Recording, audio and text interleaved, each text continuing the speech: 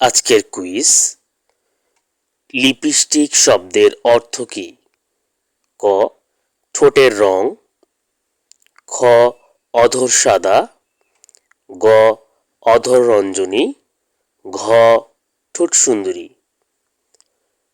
সঠিক উত্তরটি গ. অধর রঞ্জনী।